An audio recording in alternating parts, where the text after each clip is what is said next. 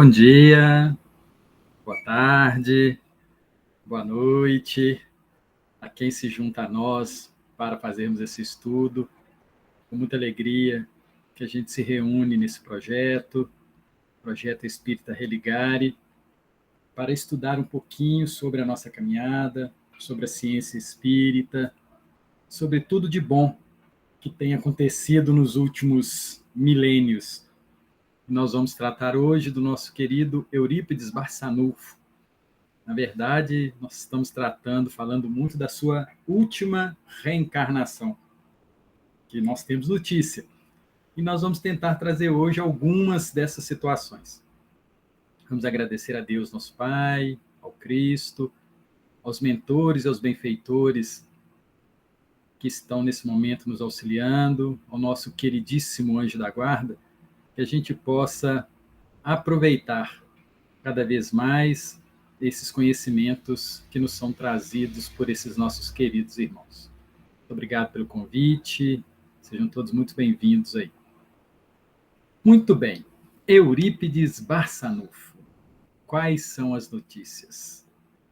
Mariana trouxe para a gente um retrospecto belíssimo das suas potencialidades despertas nessa reencarnação, e nós vamos trazer para os amigos os momentos das construções desses saberes que ele colocou tão bem em prática nessa última reencarnação.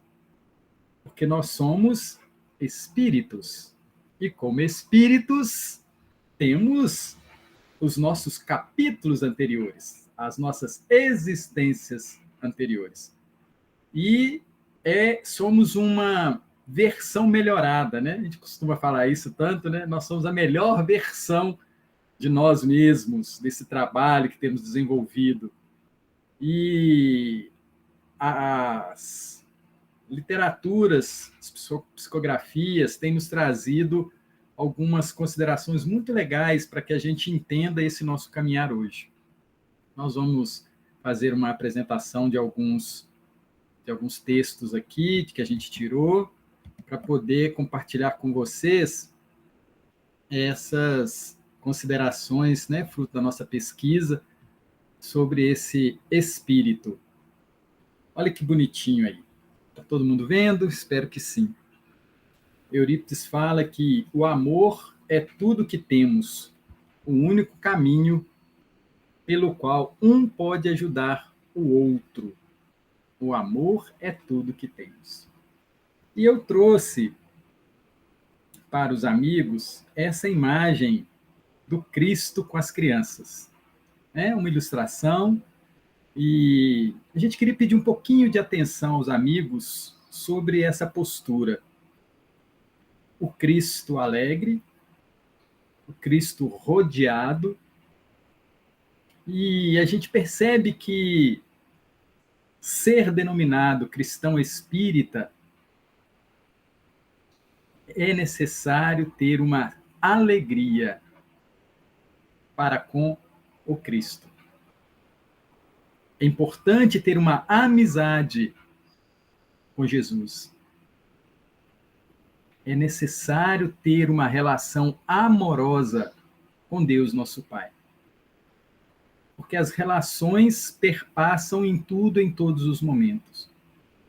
E se a gente não entender, como bem diz Eurípides, que o amor é tudo, e o amor ele se constrói através dessa amizade, dessa amorosidade, da fraternidade, do entendimento de que estamos a todo momento ligados ao Cristo.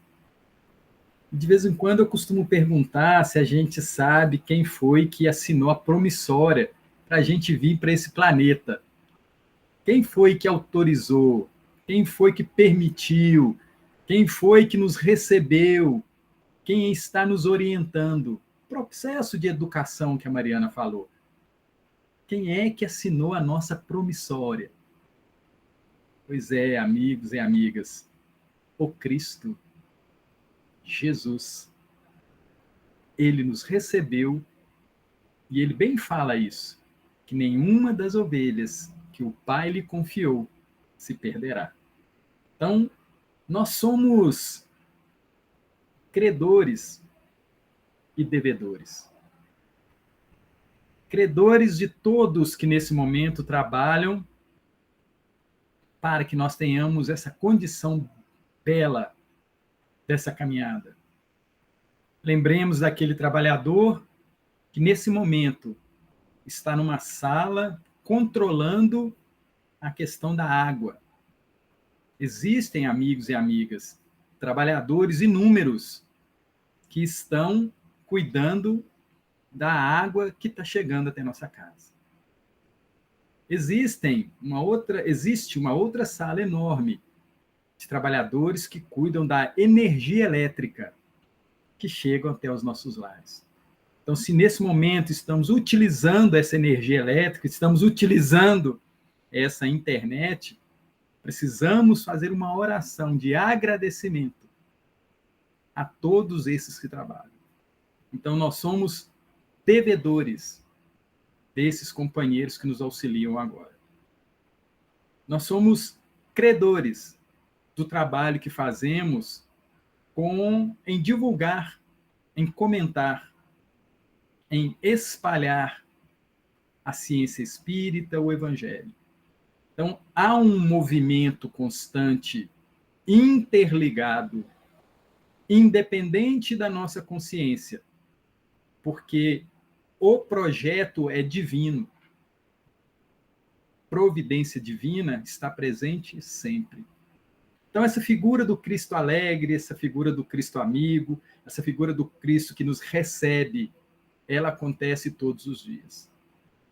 E a gente precisa ter essa percepção para entendermos como espírito, entendermos a questão da nossa imortalidade, entendermos essa interligação que temos com o micro e com o macro. Então, muito bacana a gente poder perceber essa nossa participação constante na caminhada.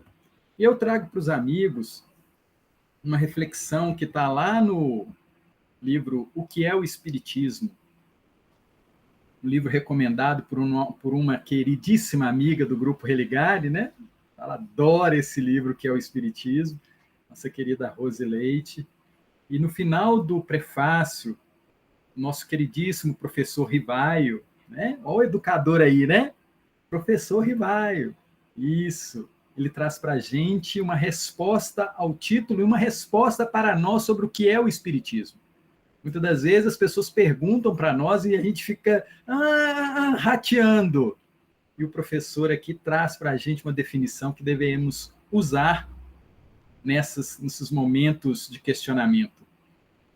Para responder desde agora e de uma forma sumária a questão formulada no título desse opúsculo, diremos que, 2 pontos, o Espiritismo é ao mesmo tempo uma ciência de observação, ciência de observação e uma doutrina filosófica. Separou em 2 partes. Como ciência prática, que é a observação, né? Observação, as nossas relações. Ele, o espiritismo, ela, a ciência espírita, consiste nas relações que se podem estabelecer com os espíritos. E reparem que aqui ele não fala se são só os encarnados, nem só os desencarnados. Ele fala com os espíritos, ou seja, qualquer ser da criação. Como filosofia, ele compreende todas as consequências morais que decorrem dessas relações. Lá no Livro dos Espíritos pergunta, né? O que é a moral? É a regra do bem proceder. A regra do bem proceder. E a gente sempre gosta de trazer uma definição de quais são os espíritos superiores que auxiliam, para não dizer ditam, corrigem os livros da codificação. Pois bem está posto lá no Prolegômenos, nos princípios básicos, que a obra, o Livro dos Espíritos, o Evangelho segundo o Espiritismo, o Livro dos Médiuns, o Céu e o Inferno, a Gênesis, são corrigidos pelos espíritos superiores. Corrigidos. E quem são esses que trazem essas informações para nós, esses espíritos superiores? Também precisamos lembrar que o Livro dos Espíritos tem autoria espiritual. Quem são os nossos queridíssimos? Está lá dito no Livro dos Espíritos. Começamos por São João Evangelista, o discípulo amado, aquele que reclina a cabeça no peito do Senhor na última ceia. Criando aí uma ilusão, né? Bonita a respeito de João, filho de Zebedeu. Santo Agostinho, São Vicente de Paulo. É o mesmo que auxiliou o Eurípides, né, Mariana? São Vicente de Paulo, São Luís, o Espírito da Verdade, Sócrates, Platão, Fênelon, Swedenborg, etc, etc. Então, toda vez que a gente pensa numa resposta, que a gente pensa numa pergunta do Livro dos Espíritos, a gente precisa lembrar da origem dessas informações. Então, o professor Rivaio, importantíssimo na obra. Mas quem dita, quem corrige, quem coordena são os espíritos encarnados. Então, nós temos em mãos uma obra não humana, uma obra espiritual. E aí, nesse prefácio, ele fala, para finalizar, que pode-se defini-lo assim, o espiritismo, a ciência espírita. O espiritismo é uma ciência. É uma ciência. Então, nós estamos agora estudando uma ciência que trata da natureza, da origem e do destino dos espíritos e das suas relações com o mundo corporal. Olha que bacana, hein? Vocês já pensaram nisso? Que nos denominarmos cristãos espíritas somos cientistas? O que nós estamos fazendo aqui agora é participando de um estudo científico. Gostoso saber disso, não é? Gostoso saber que nós estamos cada vez mais fazendo parte, descortinando as questões espirituais. E para a gente seguir mais um pouquinho, nós trouxemos uma outra informação sobre essa caminhada do espírito Eurípides Barçanufo. E nós vamos ver ao longo da nossa conversa, do nosso bate-papo, a construção do trabalhador cristão. A construção desse trabalhador. Como se origina, nós vamos tratar do primeiro século, a construção da perfectibilidade no ser inteligente que povoa o universo. O ser inteligente que povoa o universo. E é interessante a gente pensar nesse ser inteligente, porque o espírito, nós, somos o princípio inteligente do universo. A inteligência é um atributo essencial nosso. Existe Deus, espírito e matéria, que constitui o princípio de tudo o que existe. A Trindade universal. Por isso podemos dizer que os espíritos, nós, somos os seres inteligentes da criação, que povoam o universo fora do mundo material. Constituem um mundo à parte, o mundo dos espíritos, ou das inteligências incorpóreas. Os espíritos são de diferente ordens, conforme o grau de perfeição que tenham alcançado. Esses podem se reunir em três principais: os puros espíritos, aqueles em que o desejo do bem predomina e os imperfeitos. né? Então, olha que bacana essa construção da perfectibilidade. E nós lembramos lá da questão 132 do Livro dos Espíritos. Pergunta-se qual o objetivo da encarnação. E esses benfeitores que eu citei, eles respondem que a lei de Deus nos impõe a encarnação com o objetivo de chegarmos à perfectibilidade, à perfeição relativa, à purificação, à santificação. Eu gosto muito dessa resposta porque ela nos coloca um objetivo de vida. Objetivo de vida. Então, quando a gente acorda pela manhã e olha para um lado, olha para o outro, não sabe o que vai fazer, vamos lembrar da questão 3.2 do Livro dos Espíritos? Nós estamos reencarnados hoje com o objetivo de alcançarmos a perfeição. E é muito bacana que o professor Rivaio ele comenta essa questão e ele fala que Deus te utiliza dessa busca da perfeição, fazendo com que nós, os filhos, nos aproximemos dele. Olha, até uma forma até carinhosa. Então, nesse nosso processo de melhoria, nesse processo de transformação, nesse processo de buscar o bem, de ser amoroso, de receber esse amor divino, nós estamos nos aproximando de Deus. Nascer, viver, morrer, renascer de novo e progredir continuamente. Tal é a lei. Para a gente poder dar uma olhada sobre a nossa vivência hoje, sobre esse capítulo que nós estamos vivendo hoje, de uma forma muito mais elevada, entendendo as pessoas que estão conosco no dia a dia, entendendo essa cidade que fazemos parte, esse país, esse planeta, esse universo. E ficamos numa condição de menos fragilidade, mas de mais amorosidade. De menos desconhecimento, mas com mais conectividade com as coisas divinas. Nascer, viver, morrer, renascer de novo e progredir continuamente. Tal é a lei. Vamos andar mais um pouquinho. Chegamos a um livro maravilhoso que eu queria recomendar a todos os amigos. O livro chama-se A Grande Espera,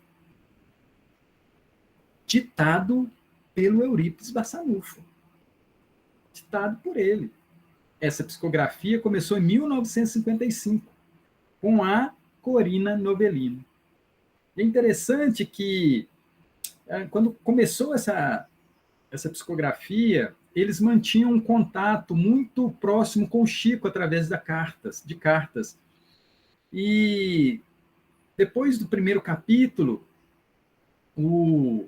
eles recebem uma carta do Chico, na qual o Emmanuel fala que era realmente Eurípides que estava ditando a obra, que era para eles terem um carinho especial com essa psicografia da Corina.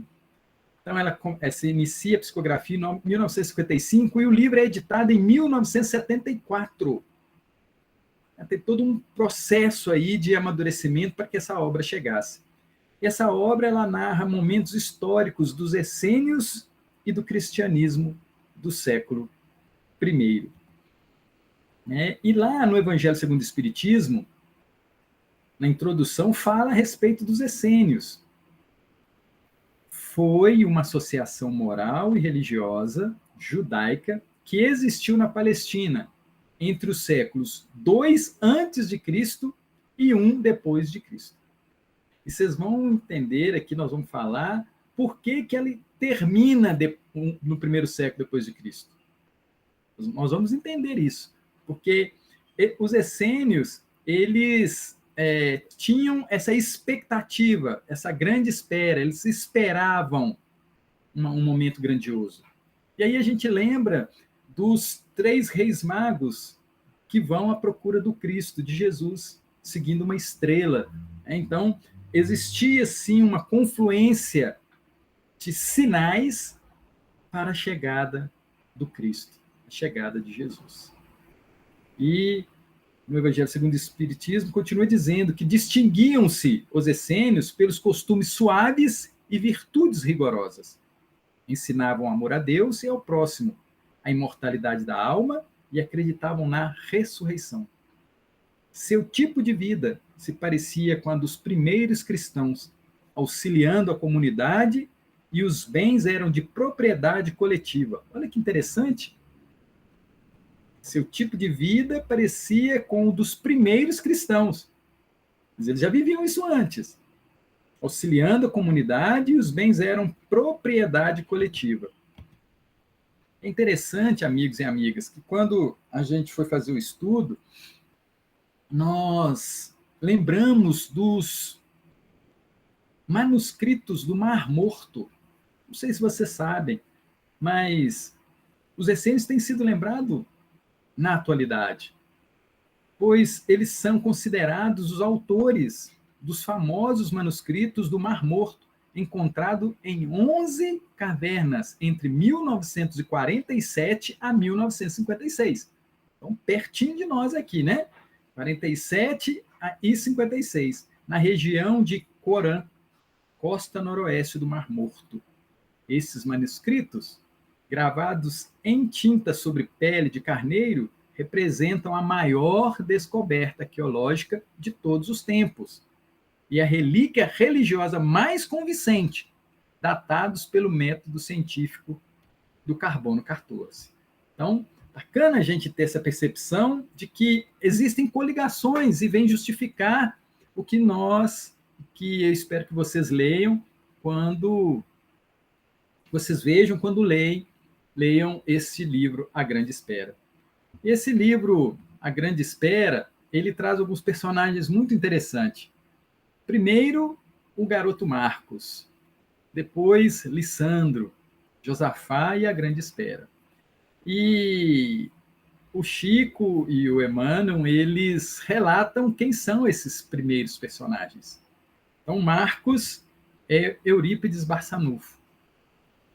Lisandro Bezerra de Menezes. Josafá Caibar Schutel. E a Grande Espera. Quem que é a Grande Espera?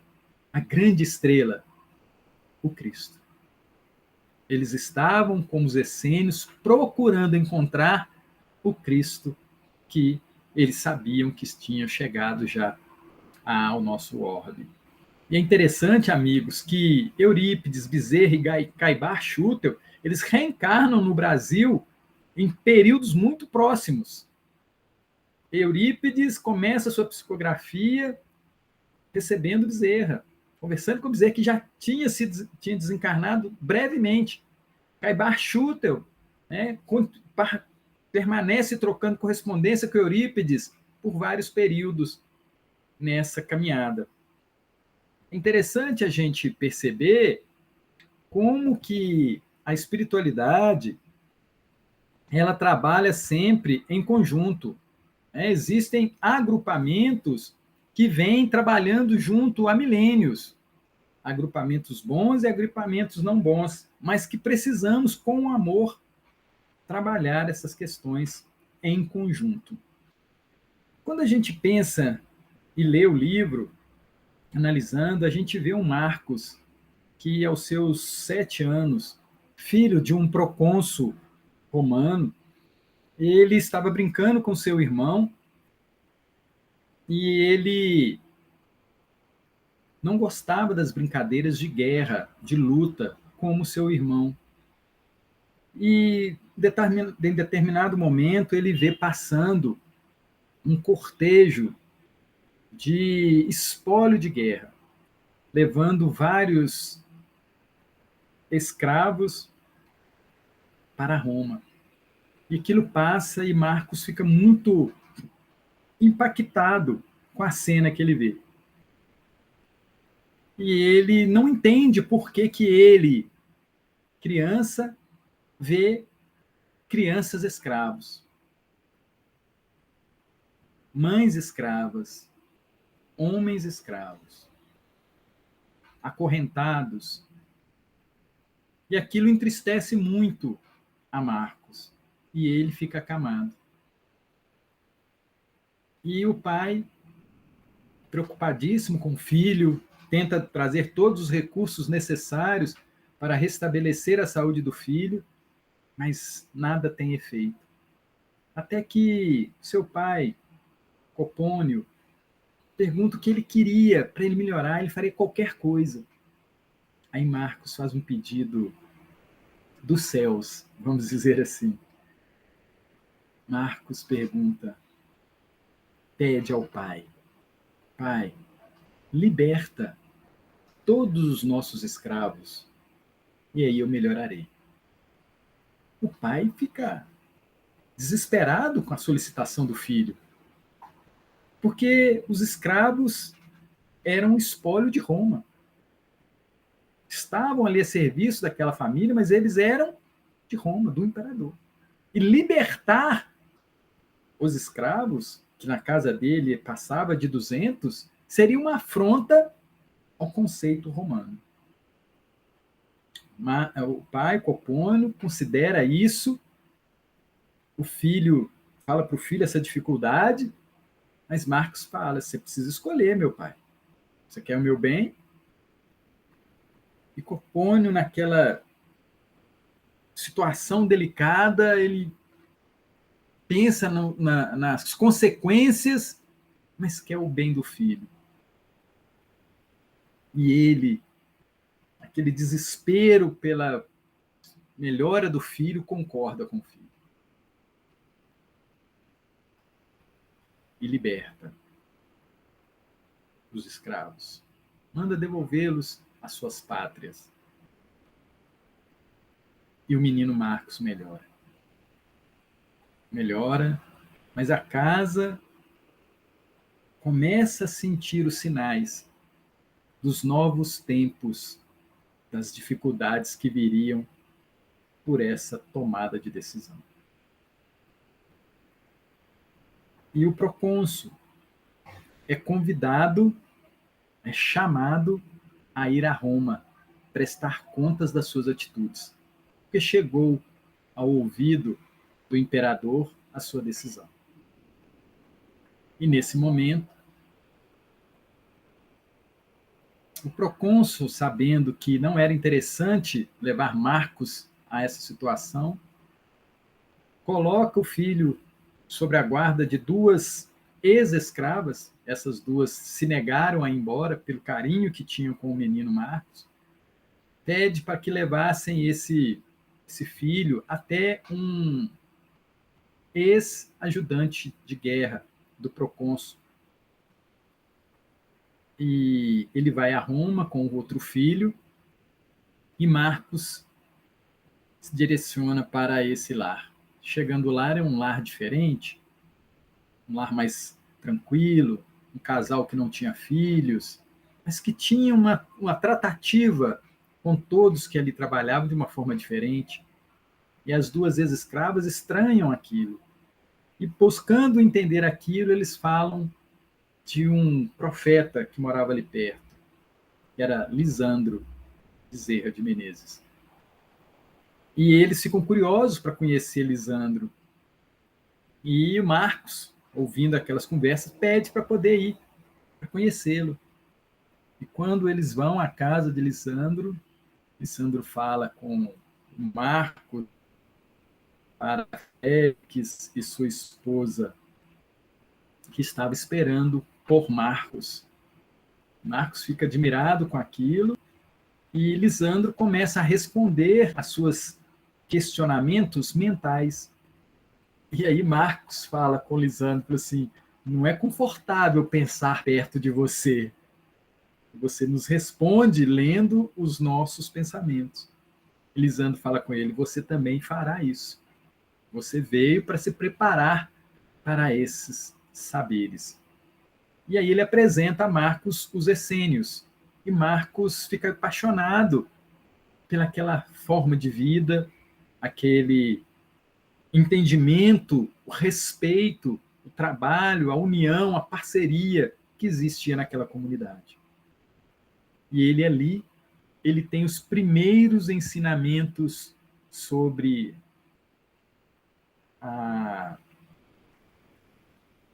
ciências do corpo, que ele utiliza para ajudar a sua mãe em Sacramento.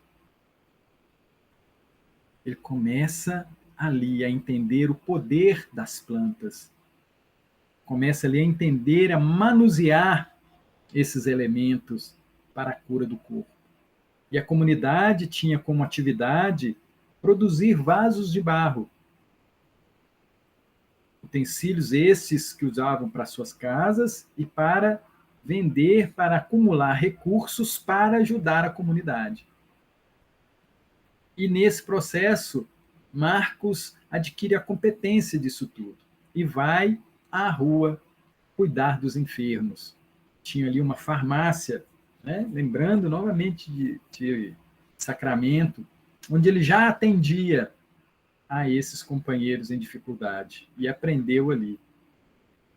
E o nosso outro personagem que estava presente é Josafá, Caibar Schutel. Josafá era encarregado, junto aos essênios, de localizar a grande estrela. Então ele andava pelas circundâncias ali da Palestina, procurando a grande estrela. E eis que, passado anos, passado essa procura, Josafá traz a boa notícia com relação a esse encontro. E eis que aparece junto a eles Jesus adolescente. Nossa, vocês imaginam isso, gente? Maravilha você ter esse encontro com Cristo. Então, Bezerra se encontra com ele, Eurípides, Caibar Schutel, toda aquela comunidade. E eles têm um diálogo. Tem um diálogo muito intenso e esclarecedor sobre o que fará, o que deveriam fazer e como deveriam se comportar junto à comunidade e intimamente. Esse diálogo está no livro A Grande Espera. Vou ler alguns trechinhos aqui para a gente ter uma noção do que é proposto. E perguntam, né, para o Cristo: Rabone, desejamos aprender a servir. Propiciai-nos um programa de ação pelo qual nós possamos orientar-nos todos os dias. O adolescente atendeu solícito. Olha, o Cristo adolescente, hein? Olha que privilégio da ciência espírita, essas comunicações que nós temos. Olha que fantástico. Diz o Cristo: os planos da divina escola do amor, os planos da divina escola do amor. Ou seja, qual que é o nosso propósito aqui, no outro planeta vizinho ao nosso, no outro sistema solar vizinho, para toda a galáxia, para todo o universo. Divina escola do amor. Amor divino, não é esse amor esvaziado que a gente tem visto por aí, não. O amor divino. Os planos da divina escola do amor fundamentam-se no desejo bom e permanente de atender-se às necessidades dos semelhantes, como se fossem as nossas próprias necessidades. Funda-se no desejo bom e permanente de atender-se às necessidades dos semelhantes, como se fossem as nossas próprias necessidades. Surgem, portanto, com as circunstâncias. Aqui, hoje, 30 de janeiro de 2022, surge aqui um enfermo a reclamar-nos devotamento e assistência.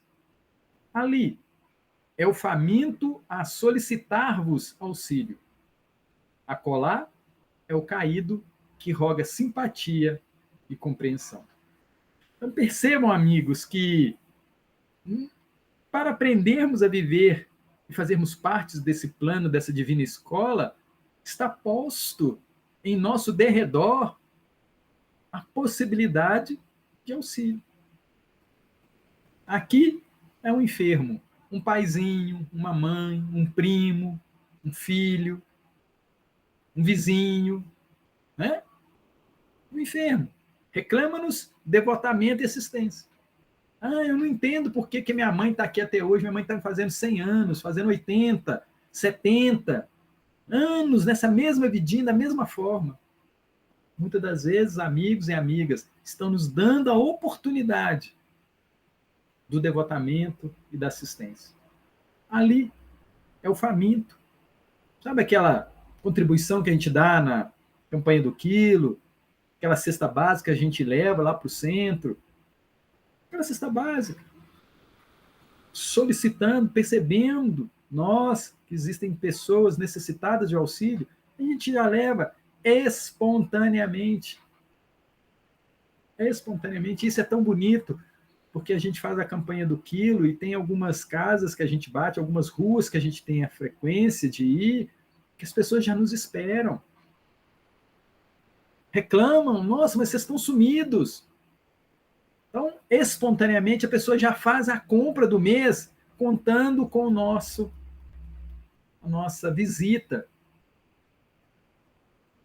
E aquele caído que roga simpatia e compreensão? Amigos e amigas, quantos aqui do nosso grupo agora não têm o coração apertado? Quanto na nossa família não estão desesperados, rogando a nós simpatia e compreensão? Continua o adolescente Jesus.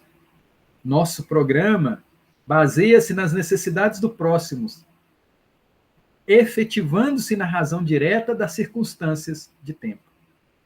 Aproveitemos, pois, diz ele, a oportunidade do hoje, entre aspas, porque o amanhã, entre aspas, apresentará invariavelmente ensejos novos de serviço e ninguém pode garantir o exato cumprimento de obrigações acumuladas.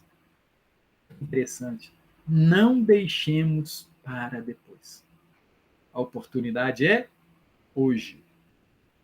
Porque o amanhã se fará presente. Se fará presente. Amigos e amigas, nós somos imortais. Nós teremos mais 1000 anos, mais 10.000 anos, mais 1 bilhão de anos. Nós teremos. Como tivemos para trás. 1 bilhão de anos atrás, estávamos existindo. Mas hoje temos uma consciência puramente, quase puramente, né, desperta para as circunstâncias.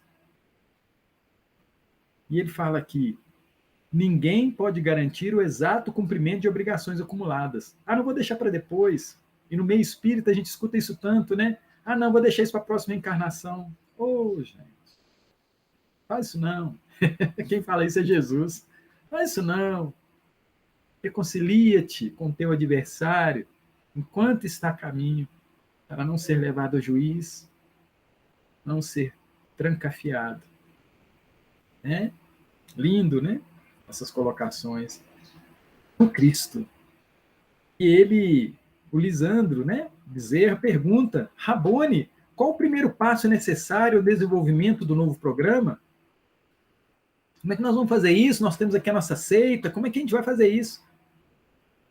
A resposta veio pronta e incisiva. Colocai-vos nos caminhos tristes da inconsciência e da dor, os companheiros preparados para a grande tarefa do amor. Colocai nos caminhos tristes da inconsciência e da dor, daquele irmão que não tem consciência, que está doloroso, colocai nesse caminho os companheiros preparados para a grande tarefa do amor. Ou seja, está falando para o Telmo, está falando para a Valéria, está falando para a Marina, para a Mariana, para a Tati, está falando para todos nós. Nós precisamos ir e nos colocar no caminho desses espíritos tristes da inconsciência e da dor. E aí ele pergunta, Lisandro, e os trabalhos necessários à manutenção dos povoados? Aí Jesus responde, não vos aflijais com o problema menor. Verdadeiramente insolúvel seriam as condições de incapacidade dos companheiros para as lides do amor. Não se encontram eles preparados para o grande cometimento? O mestre adolescente volveu com simplicidade, dizendo, bases novas em edifício velho reclamam supremas concessões ao orgulho milenar das criaturas. Preciso é que os alicerces desgastados de ideias errôneas sejam removidos. Alicerces desgastados de ideias errôneas sejam removidos, para que a rocha de preceitos salvadores os substitua. Se em cada esquina da dor postar-se um soldado da esperança, em breve as ruas do mundo se iluminarão com as graças do eterno amor. Entretanto, prosseguiu o adolescente, os servidores da boa causa enfeixam-se em reduzido número e a sua quase totalidade acha-se sob a bandeira essênia. Olha que bonito, né? Está falando que naquele momento eram poucos os trabalhadores, que quase a totalidade estava sob a bandeira essênia. Assim, necessário se faz enviar os companheiros aos antros da revolta, onde predominam as aflições. Hoje, mais do que ontem, os escolhidos da divina misericórdia devem dar o testemunho da bondade, do devotamento e da compreensão, onde outra não é a tarefa que o Pai vos confiou ao coração. A dor permanecerá na terra, até que o amor se derrame em todas as consciências, impulsionando os servidores para a suprema sabedoria. É interessante que aí o Lissandro fala assim, então quer dizer que nós vamos ter que deixar a nossa comunidade? E Jesus esclarece, não há outro caminho senão ir de encontro aos sofredores. Ir de encontro aos sofredores. E Marcos percebe isso. E Jesus fala para ele, justificar-se-ia o interesse do coração pela causa do bem comum se não houvessem laços precedentes como indestrutíveis elos da harmonia universal? O desejo da harmonia universal está presente em nossos corações.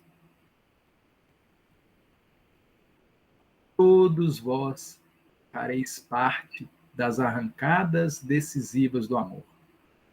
Jesus falando para os que estavam ali presentes, para aqueles essênios. Para nós hoje, 2022, todos nós podemos e necessitamos fazer parte das arrancadas decisivas do amor em todos os tempos, como mensageiros do Pai de bondade infinita. Né? Linda a fala do jovem, do adolescente, Jesus, o Cristo, para conosco. E é interessante que, assim, finda-se a seita dos essênios. Finda-se, porque eles saem pelos caminhos a levar o remédio, a homeopatia, para levar o conforto, a boa palavra a todos aqueles que eles encontraram. E nessa caminhada, Marcos vai pregando essa palavra e chega um determinado momento que ele chega numa sinagoga. Ele chegando nessa sinagoga para falar desse caminho de iluminativo, dessa consciência desperta, os judeus, o condenam à morte. Porque falam que isso que ele estava falando não era condizente com os ensinamentos da Torá. E Marcos é condenado. Marcos, ele é condenado e nessa condenação ele se torna o primeiro mártir da Boa Nova. Que ele é queimado numa fogueira em defesa desse ensinamento do Cristo. No finalzinho do livro, a gente tem uma fala linda, porque Lisandro, já desencarnado, vem receber e fala que Marcos já não ouvia os insultos, porque um coro angélico envolveu de dulcíficas vibrações e uma voz muito amada lhe penetrou o mais íntimo do ser, desagregando-lhe com abençoada suavidade os laços de dor. Marcos, meu filho, era Lisandro. Vem, filho, descansa. Retornaremos breve, tu e eu. Eurípides Barçanufo e Bezerra de Menezes, ao cenário terrestre, a fim de recomeçar a tarefa interrompida. O moço sorriu nos braços amigos, enquanto ao fundo a imagem de luz de outro jovem também esboçava leve sorriso de aplauso. Em torno, um cortejo celeste entoava hinos, recepcionando o humilde mensageiro da grande estrela. Era o primeiro mártir da nova aliança do amor, firmada na presença do grande esperado. Um coro celeste de inenarrável beleza enchia o espaço luminoso, dizendo: por teu divino amor, saberemos esperar, Senhor. Na bênção do labor de cada dia, à luz do bom ânimo, venceremos a dor. Conquistaremos a eterna alegria, esperaremos por ti, Senhor. Lindo, né? Recomendo a leitura do livro, maravilhoso, maravilhoso, maravilhoso, para a gente entender essa nossa caminhada, o que está por vir por nós. E aí nós chegamos na caminhada desse espírito, Eurípides, que é bem narrado lá, como diz a Mariana, Eurípides, o homem e a missão, fala do século II da era cristã. Nesse livro, conta-se que Eurípides ele se torna discípulo de Inácio de Antioquia, na Palestina. Amigos e amigas, Inácio de Antioquia foi aquele menino que Jesus colocou no colo quando os discípulos tentaram impedir as criancinhas de chegar até Jesus. Esse menininho era Inácio de Antioquia. E diz Emmanuel, nos tempos evangélicos, Eurípides fora educado por Inácio, pupilo de João, que se tornara grande propagador da Boa Nova na Antioquia. Que nós estamos no século II, hein? Adolescente ainda, Eurípides substituíra o benfeitor na pregação na Palestina, onde manteve contatos com João e onde fora martirizado. Gente, é legal que a gente começa a tecer, né, essa caminhada desse espírito que a gente intitula como Eurípides. Olha que bacana, né? Ele tem lá o seu convívio conhece, né, aquela entrevista com o Cristo, passa por aqueles ensinamentos, né, da homeopatia, de curar, e aqui ele já tem o acesso a João, aqui ele já começa a pregar na Palestina. Então a gente começa a entender que esse Eurípides, que nós conhecemos em Sacramento, é a construção, né, é a caminhada. E aí a gente fica olhando para nós. Como que nós também chegamos aqui hoje e tivemos vários capítulos anteriores. Essa caminhada que nós temos, essas facilidades que temos, esses potenciais que conseguimos ter, e vem construído ao longo de todas essas nossas existências. Então ele já pregava na Palestina, já substituíra Lembra da Mariana falando que ele substituíra os professores dos seus ensinamentos? Pois é, ele já treinava isso lá atrás, já tinha esse conhecimento, já tinha acesso a essas informações. Nós, é a nossa caminhada. Né? Já fora propagador da Boa Nova na Antioquia. E nós também, quando nos reunimos. Então, essa é a nossa condição hoje de espírita cristão, cristão espírita, ou simplesmente espírito a caminho da perfectibilidade, é uma construção que fazemos diariamente há milênios. Né? Diariamente nós estamos fazendo essa construção em nós há milênios. E aí nós chegamos no século III da era cristã, onde ele é intitulado Rufo, o livro Ave Cristo, a psicografia do Chico, ditado por Emmanuel.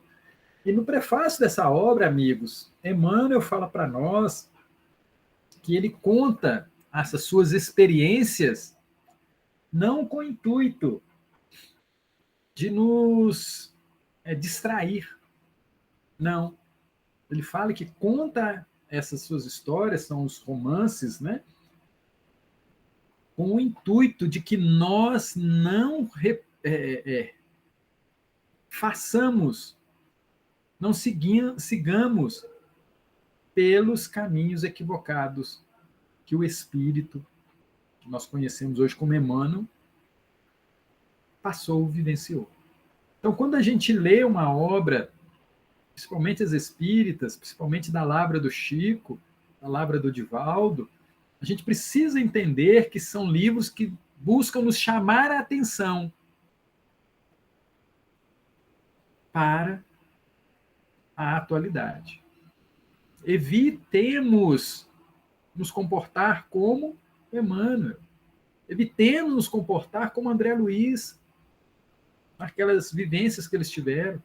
Busquemos no Emmanuel de André Luiz, no Chico, no Buda, Madre Teresa, no Gandhi, esses grandes ícones, no Eurípides, as boas práticas desse amor.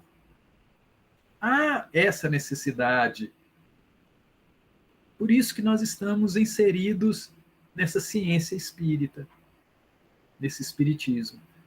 É para que, lendo, estudando, nos instruindo, nós façamos a conexão com a educação. Ou seja, nos tornemos educados nos ensinamentos de Deus, nos ensinamentos do Cristo, nos ensinamentos desses irmãos.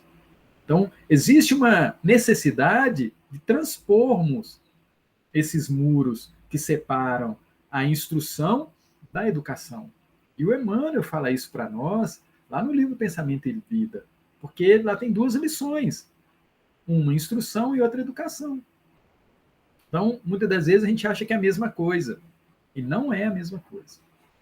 Há necessidade de que nós façamos, nos eduquemos nessas instruções que recebemos.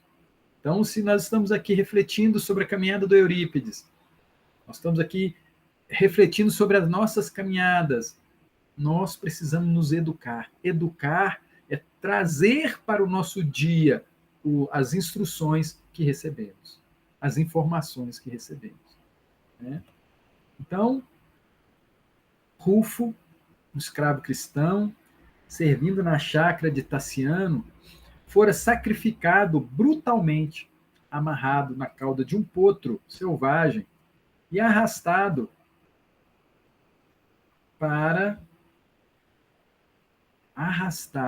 até o esquartejamento, por recusar reverência à deusa Cibele.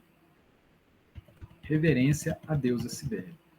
E a gente, buscando essas informações, nós fomos encontrar, né, a passagem dessa experiência do Rufo. Né? Passava-se o ano 233 e, devido às reuniões que estavam tendo entre os escravos, falando desse Cristo, da Boa Nova, o romano Pílio Veturo, que era enteado Taciano, se revelava feroz perseguidor dos cristãos, perdão. E ele reúne todos os servos, a fim de que prestem juramento aos deuses de Roma, na extensa propriedade. Instalada estava uma soberba estátua da deusa Cibele. E ele manda que todos os escravos reverenciem essa estátua. Todos os escravos, um a um, reafirmam as frases exigidas, até que o escravo mais antigo da propriedade se aproxima, que é o Rufo. Seu perfil bronzeado se ergue quando chega a sua vez, e com voz cristalina e dominadora afirma: juro respeitar os imperadores que nos governam, mas sou cristão e renego os deuses de pedra, incapazes de corrigir a crueldade e orgulho que nos oprimem no mundo. Olha que informação, que postura que nós, cristãos espíritas, necessitamos ter com relação às coisas materiais. Lembrando Jesus, dê a César o que é de César e a Deus o que é de Deus. Juro respeitar os imperadores que nos governam, César, mas sou cristão e renego os deuses de pedra, incapazes de corrigir. O nosso objetivo é corrigir a crueldade e o orgulho que nos oprimem no mundo. E aí o burburinho se instala. Ele é recordado de sua condição de escravo e convidado a abjurar perante a sublime mãe dos deuses. Nada o demove. Ele é escravo, sim, cumpridor leal de seus deveres, mas seu espírito é livre, afirma. Por ordem do algoz, Rufo é convidado a despir a túnica e ajoelhar-se com as mãos para trás.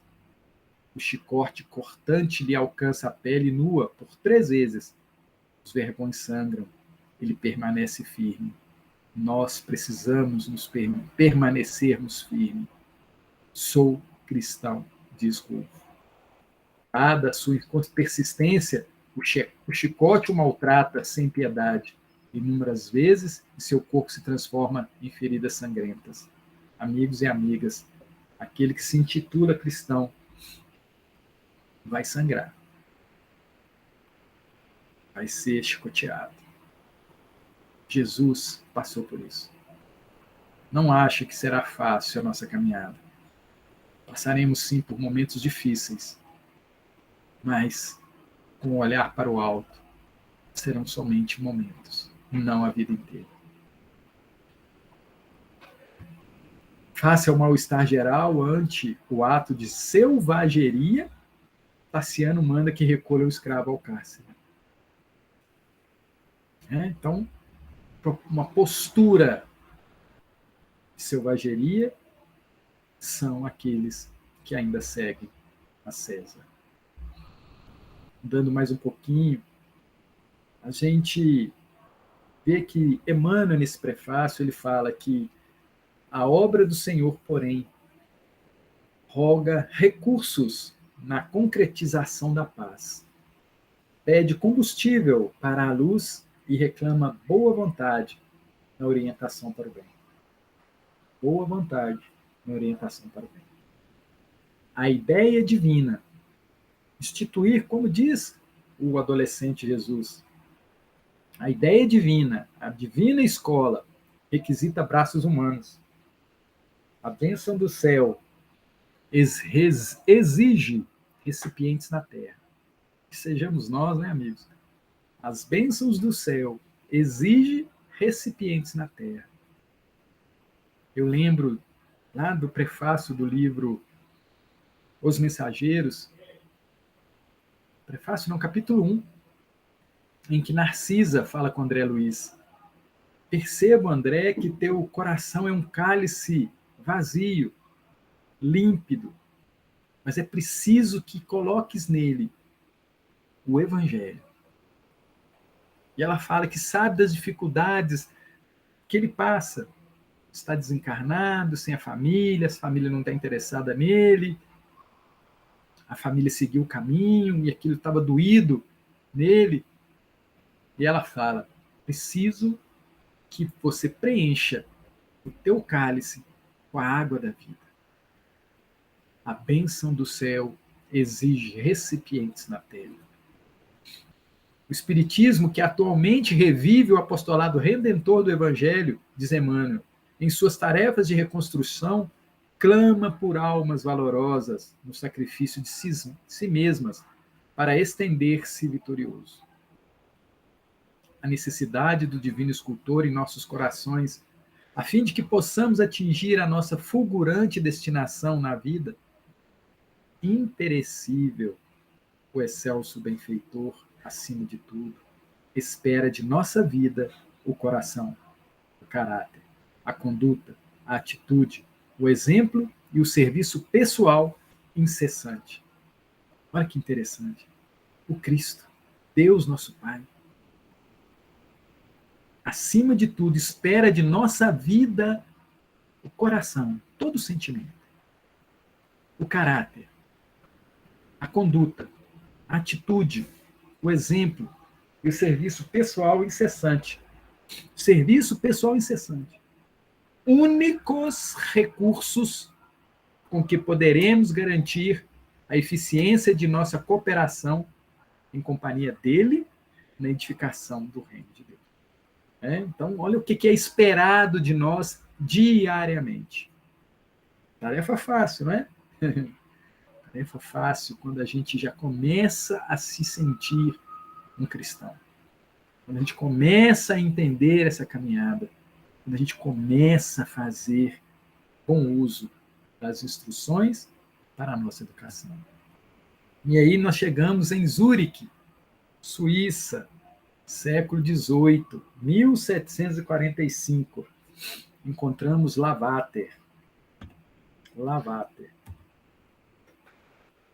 Foi uma das grandes glórias da Suíça.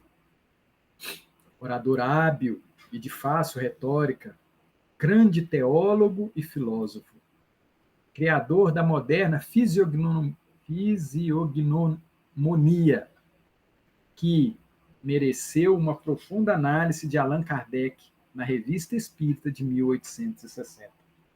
Diz o codificador: essa ciência está fundada sobre o princípio incontestável de que o pensamento que põe em jogo os órgãos. Essa ciência criada por Lavater, ela chama atenção pela análise da característica física do ser. Então, as expressões físicas, a postura, né? Isso tudo é analisado por ele. E o professor Rivaio, ele fala que estava fundada sobre o princípio incontestável de que é o pensamento que põe em jogo os órgãos, ou seja, o que está na minha mente, eu, espírito, é posto em mim fisicamente. Eu me apresento fisicamente como o meu pensamento. Então, os órgãos externam o que se passa em mim. Então, a gente vê uma pessoa tristonha, a postura dela não é uma postura ereta. A gente vê uma pessoa que não está satisfeita com a vida, a postura dela, a forma física dela também transparece isso. A gente vê uma pessoa que não tem um braço, não tem uma perna, ela espiritualmente, ela também tem essas dificuldades. Então, essa moderna criação, né? Na época moderna, hoje não, mas traz para a gente essa reflexão, essa lembrança de que quando a gente olha um corpo, a gente pode também fazer uma análise desse espírito. E o Lavater, ele escreveu 6 cartas à imperatriz da Rússia, Maria Feodorova, de 1796 a 1800, explicando sobre a vida espiritual que consta da Revista Espírita de 1868, com a análise de Kardec. Gente, olha só que interessante. Então, o Eurípides que nós conhecemos hoje, ele estava participando da codificação? Sim. Ele já trazia elementos para a codificação? Sim. Olha que interessante. Então, ele participa da codificação através dessas cartas. E o professor, analisando as cartas, diz: são eminentemente espíritas. Ele estava encarnado, tá? São eminentemente espíritas. Elas desenvolvem e esclarecem de maneira tão engenhosa quanto espirituosa as ideias fundamentais do espiritismo e vêm em apoio de tudo que esta doutrina oferece de mais racional, de mais profundamente filosófico, religioso e consolador para a humanidade. Uau! Não é? Então, o professor, analisando essas cartas que ele manda para a imperatriz da Rússia, ele fala: as bases estão aqui. Desenvolve e esclarecem de maneira tão engenhosa quanto espirituosa as ideias fundamentais da ciência espírita. E no livro O Porquê da Vida, Leon Denis, ele tem essa colocação. Ele publicou essas 6 cartas e analisou-as. Olha só que interessante. Pode-se dizer que nelas está estampada a doutrina espírita, embora de um modo muito resumido. A gente começa a perceber que, amigos e amigas, as coisas não vêm desconexas no universo. Quando se planejou, quando está lá, né, Jesus fala lá: vou lhes enviar um novo Consolador e ele vai responder às suas dúvidas, vai te esclarecer. Eu sou o caminho, a verdade e a vida. Todo esse processo direcionado a nos auxiliar numa postura espírita, no entendimento da vida. O Porquê da Vida é o título do livro do Leon Denis. Então, a gente precisa ter essa percepção de todo esse conjunto que, ora, estamos recebendo. Recebemos, foi posto para nós. É interessante, amigos, que a gente, de vez em quando, para pensar em Saulo, Paulo de Tarso, a gente vê que tanto ele quanto muitos outros nos necessitaram da ciência espírita, da codificação, para poderem endireitar as suas veredas, como bem proclama João Batista na Judéia. João Batista, ele grita: endireitai as vossas veredas, sua postura, a nossa postura, endireitai os nossos pensamentos em direção ao mais alto, endireitai as nossas práticas diárias. Aí a gente percebe que existe sim esse desejo para que nós, recebendo essas instruções, a gente possa ter uma experiência, uma vivência melhor. Saulo só tinha a Torá e alguns fragmentos de Mateus. Hoje nós temos a Torá, os profetas, Atos dos Apóstolos, as cartas de Paulo, Apocalipse, os livros da codificação, os autores da codificação, os livros de Chico, os livros do Divaldo, os inúmeros outros colaboradores, do Caibar Schutel, as cartas de Bezerra, a postura de Bezerra, o livro do Eurípides, a vida do Eurípides. Muitas das vezes ainda estamos tateando, buscando César, em vez de buscar a Deus. Então, nós estamos num momento muito bom, muito favorável a endireitar as nossas veredas, em todos os aspectos. Olha só que interessante, né? Emmanuel falando: imperecível o excelso benfeitor acima de tudo, espera de nossa vida o coração, o caráter, a conduta, a atitude, o exemplo e o serviço pessoal incessante, únicos recursos né? Não é isso que ele diz aqui para nós? Únicos recursos, aqui, ó, únicos recursos com que poderemos garantir a eficiência de nossa cooperação em companhia dele na edificação do reino de Deus. Muito bacana essa colocação, não é? Então, voltando lá ao Lavater, 1741, século XVIII, já trazia.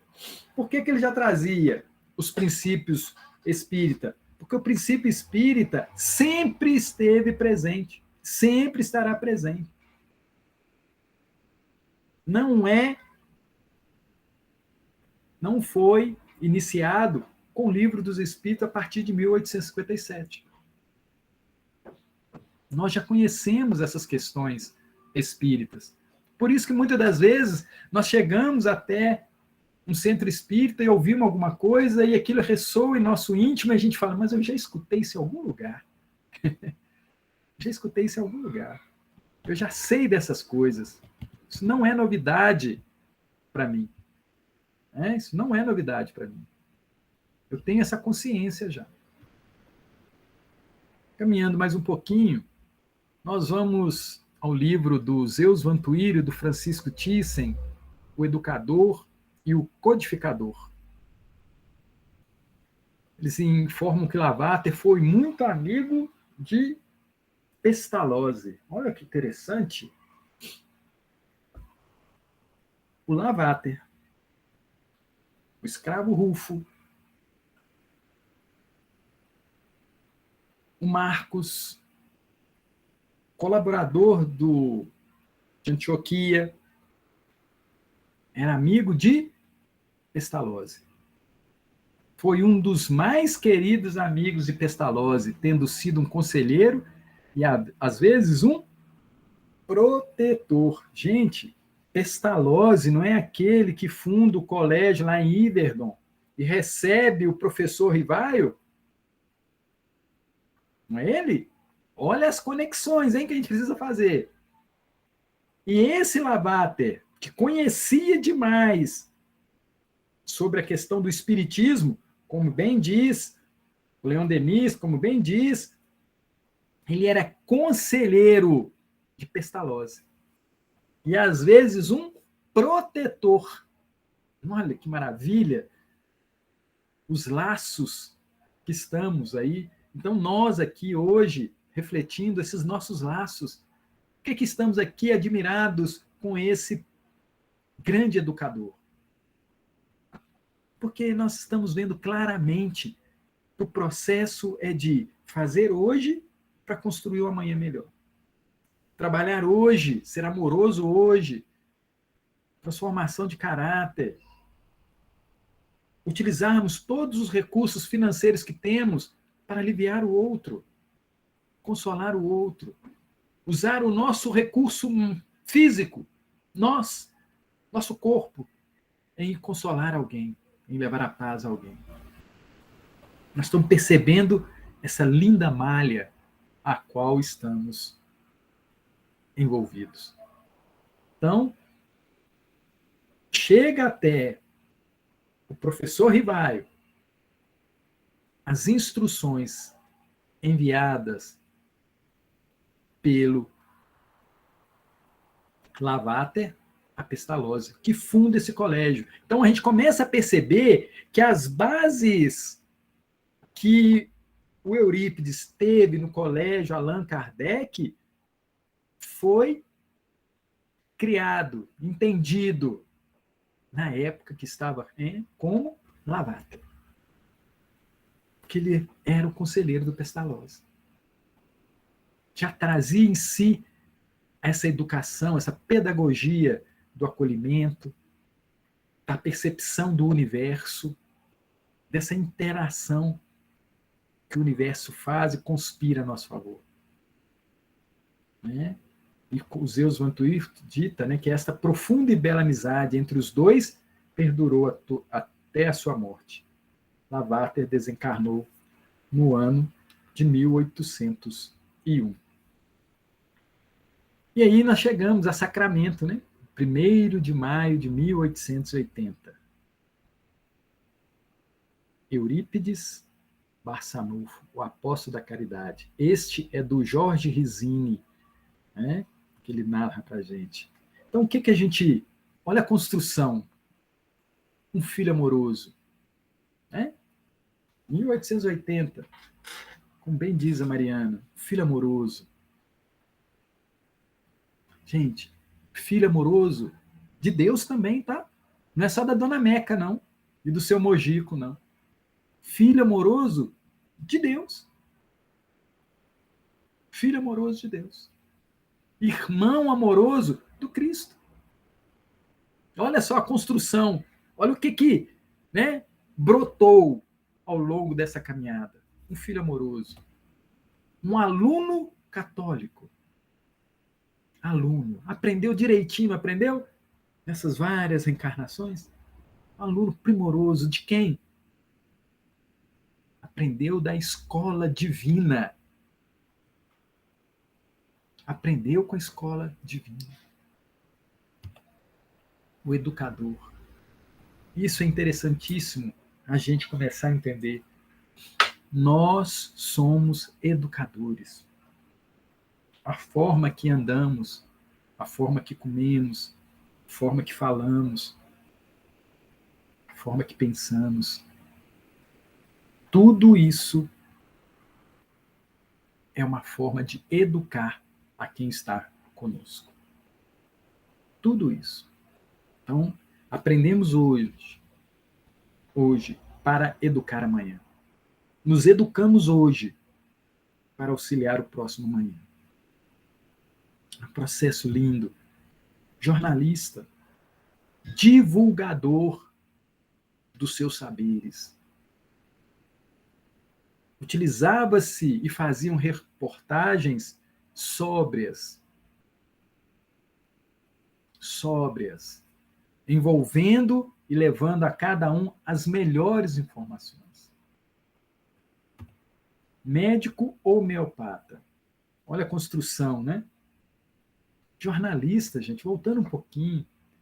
Quando Marcos, Rufo, Lavater falavam alguma coisa, diziam alguma coisa, vivenciavam alguma coisa, não o papel do jornalista, aquele que leva a boa notícia.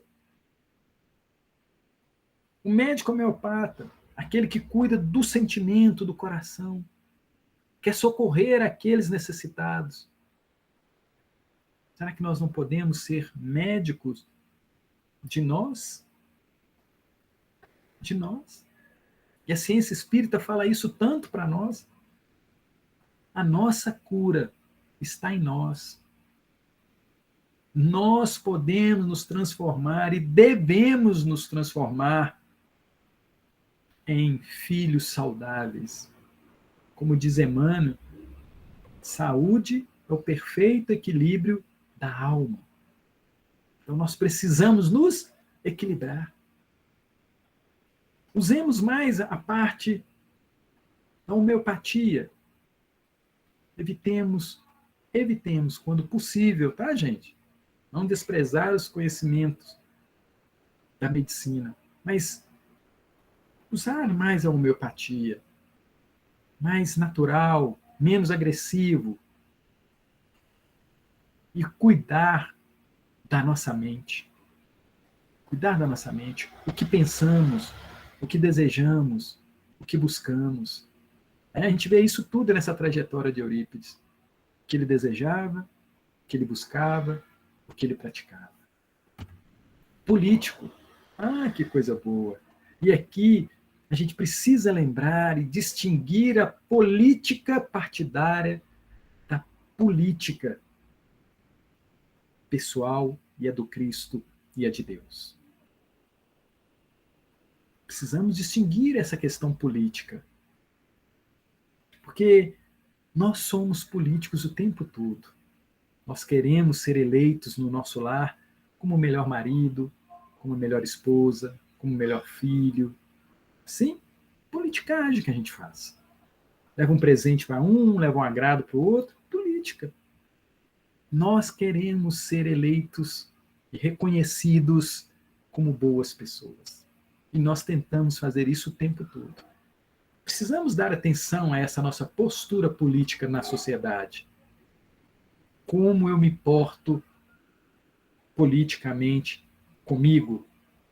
Eu tenho boas práticas, eu tenho bons desejos. Como que eu sou político comigo? Eu estou cuidando de mim? Preciso fazer até essa política comigo mesmo.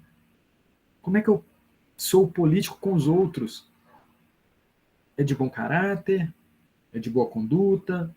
É buscando o bem do outro? Porque o político tem essa característica, não tem? De tentar buscar o melhor para si e para o outro e para a sociedade. E Eurípides foi um bom político, levando conforto, buscando facilidade para toda a cidade de Sacramento. O médium, o médium, conectado sempre com as questões dos desencarnados, dos bons espíritos. Sempre fazendo essa conexão com o divino, com Deus, nosso Pai. Sempre tendo isso como seu principal alvo, principal desejo. Nós somos médios de Deus.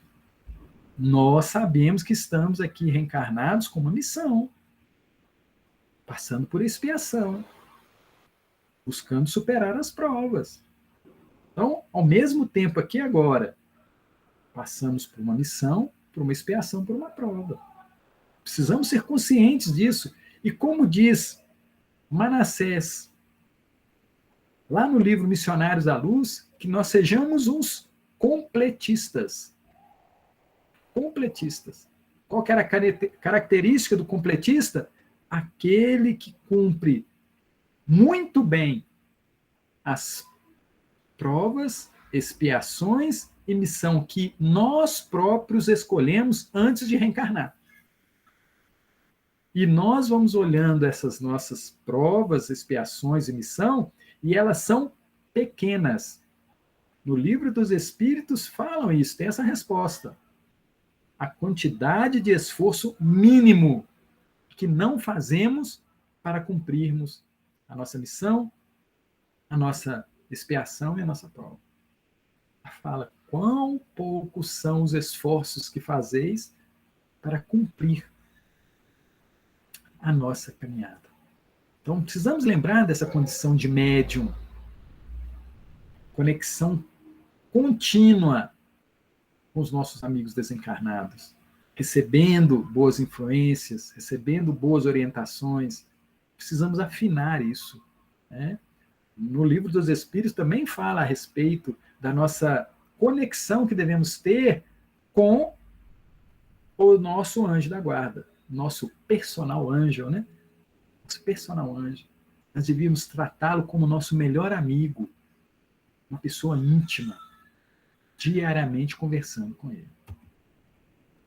Aí a gente fala do processo penal que ele sofreu, e isso todos nós sofreremos. Sofreremos um processo penal. Essa nossa caminhada, ela sempre é avaliada. E quantos não viram para nós e falam que nós somos dedicados demais à causa do espiritismo, da ciência espírita. Estamos dedicados demais, estamos afundados, mergulhados demais nas nossas tarefas.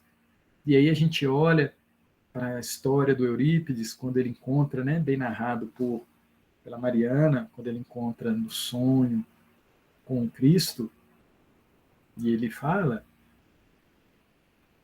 que o Cristo não chora pelos deserdados, pelos que estão em aflição.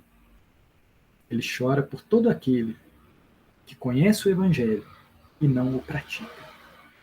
Né? Falou diretamente para nós. Conhecemos a Torá, conhecemos os profetas, conhecemos as cartas de Paulo, conhecemos o Novo Testamento, conhecemos os livros do Chico, as falas de Emmanuel, as falas de André Luiz, mesmo assim ainda não praticamos. Então, nesse processo penal, físico e espiritual, precisamos ter a consciência tranquila na prática que nos é colocada diariamente. E aí a gente lembra, né, copiando e colando aqui o que a Mariana falou, que Foi o primeiro médium a receber Dr. Bezerra de Menezes, seguindo com Jesus e Kardec, preparando uma nova era para a humanidade. Fundou a primeira escola espírita, se não me falha a memória, a primeira escola espírita do mundo, Colégio Allan Kardec, aqui nas nossas Minas Gerais, em Sacramento, em 31 de 1 de 1907, sob a égide de Maria Santíssima. Desencarnou em 1º de novembro de 1918, atingido pela epidemia de influenza, a chamada gripe espanhola. É interessante que ele, prevendo e sabendo que a gripe espanhola chegaria a Sacramento, ele comprou muitos medicamentos para ajudar a população e não parou de trabalhar nunca. Muito bem, nós chegamos ao fim. Alguns livros aqui que a gente utilizou, né, para poder fazer essa nossa pesquisa. Eurípides Barçanufo, de Roma, Sacramento, do Geraldo Peixoto de Luna. Eurípides, o Médio de Jesus, mensagens recebidas pelo médium Eurípides Barçanufo entre 1906 e 1909, em Sacramento. Mensagens enviadas, né, por Eurípides. Divaldo Franco, pelo Espírito Manuel Filomeno de Miranda, Tormentos da Obsessão, e Depois da Morte, né, do Leon Denis. Então, nós agradecemos e muito a atenção dos amigos. Obrigado pelas boas vibrações. Que continuemos com o nosso querido Cristo Jesus. Parabéns a todos pelo esforço em busca da melhoria íntima, viu, gente? A gente precisa se satisfazer.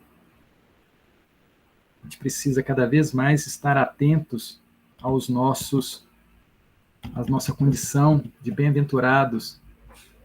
Bem-aventurados sejamos todos nós que estamos aí buscando cada dia nos tornarmos pessoas melhores, mais tranquilas, aprendendo com esses grandes ícones que foram colocados em nosso caminho. Beijo no coração de todos. Algum protesto, alguma dúvida, estou às ordens, viu? Hoje, agora e sempre. Telmo, muito obrigada pela sua explanação, pelas suas explicações, e também